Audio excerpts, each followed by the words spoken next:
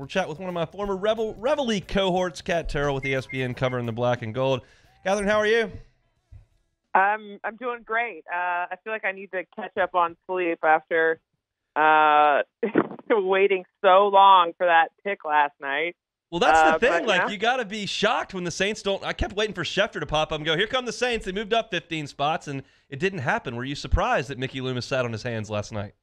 I was surprised and also disappointed. I was like, let's get this show on the road and trade up to like 20 or something. But they didn't do it. They practiced restraint or just couldn't find a trade partner. One of those. It's probably the latter. Well, they settle on Bryan Bresee at what I believe to be a significant position of need. Did that pick make sense to you?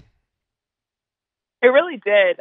He was a name mentioned with the Saints a lot over the course of this offseason. It kind of reminds me when Sheldon Rankins was picked. That was one of those years where it felt like everyone was linking Rankins to the Saints. And, I mean, as you said, it fills a position of need.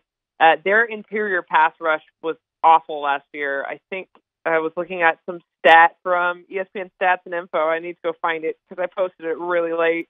But I think that, they had the lowest pass rush win rate from the interior of any team in the NFL last season. So obviously, they had to make a change, even if they hadn't been forced to with Shai Tuttle and David Onyemata leaving.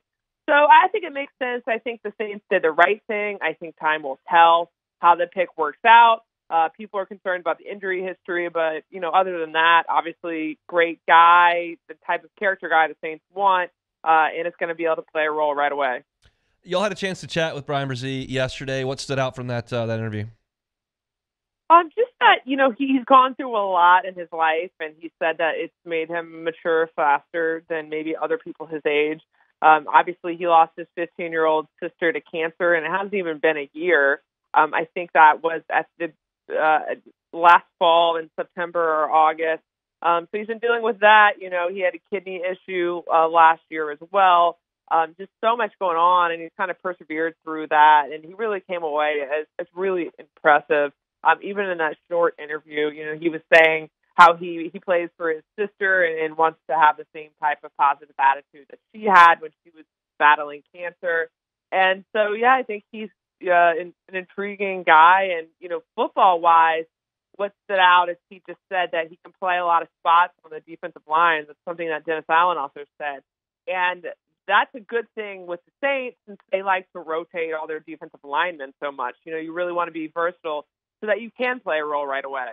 You mentioned Tuttle and Onyemata moving out. They sign a couple of defensive linemen in free agency and then go in the first round with Bresee. Where does Bresee fit in on this front from day one? Well, I think that the guys they signed, at least to me, that seems more of a run-stopping type of role. And I think Bresee can be the guy that maybe fills the interior pass rush type of role. When you go back a few years when they had Rankins and Rankins was healthy, I think having a guy like Rankins who could push the pocket from the interior helps guys on the outside like Cam Jordan. And it almost feels like that's been missing the last few years.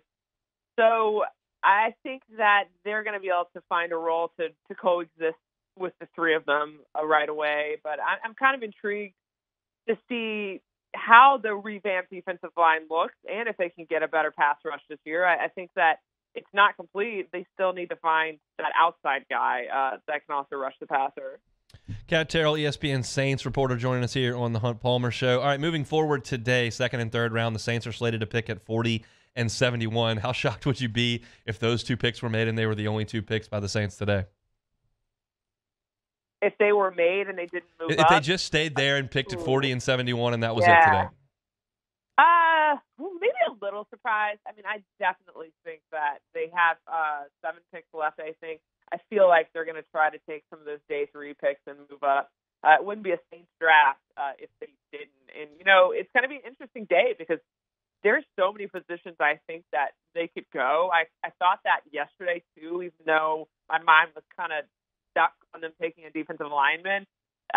It wouldn't have totally surprised me if they had gone in a few different directions as well. A quarterback would have been the only one that in the first round that I would have been like, really? Yeah. Not so sure about that. or maybe offensive tackle too. That would have kind of thrown me for a loop.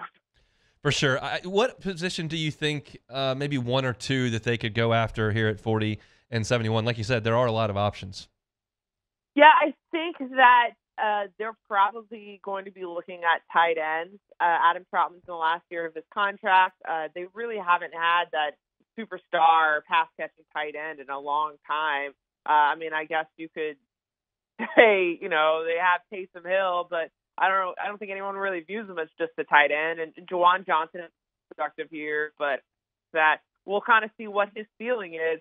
So tight end is one. I think an underrated need is guard. Andres Pete also in the last year of his contract after they reworked it. And then, maybe they look at wide receivers. I think that hasn't been talked about as much, but I wouldn't be surprised if they keep kind of trying to figure that out with, no one really knows what Michael Thomas's health is going to look like this year. So that's always going to be some sort of need. In the first segment of my show, I kind of laid out that Michael Mayer's there, the tight end from Notre Dame. I don't know that he makes it 8 picks tonight. It seems like it might make sense to me if the Saints could dish a 5th or a 6th round to move up 4 or 5 spots and get Mayer. Do you see a scenario where that could unplay? Yeah, that wouldn't surprise me either. I think that if they had taken a tight end in the first round, it totally shocking.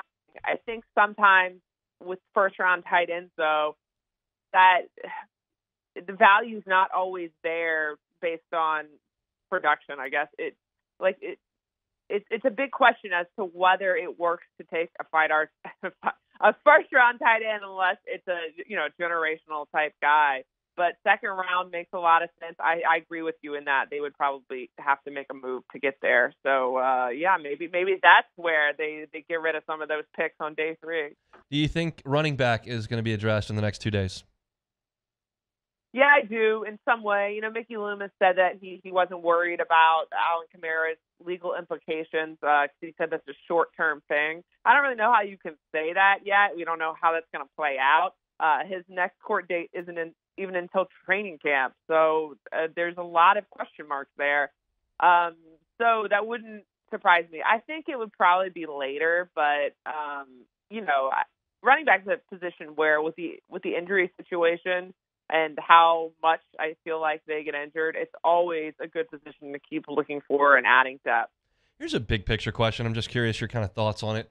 Where do the Saints sit in terms of the division right now, which just seems still totally up in the air to me? Yeah, I'll agree with that. I think people want to make snap judgments right away, and it's just hard to say until we see how the other quarterbacks can actually play in the NFL. I mean, and that seems such an obvious thing to say, but you just don't really know. I mean, quarterback drives everything, and I think quarterback is a question for every team in this division now. Obviously, Derek Carr is more established, but, how does he fit in with the Saints? What are the Panthers going to do now? I'm intrigued to see what the division looks like now that Brady's gone and now that everyone has kind of played musical chairs with quarterbacks. So to me, it still feels very wide open like it did last year. Last year felt like it was like a race to the bottom. Like who could be the most mediocre and yet still make the playoffs? Look, it may not be great in the division, but it's interesting nonetheless, and that counts. Sure. That counts for something. Kat, thanks so much for your time. Enjoy the rest of the draft.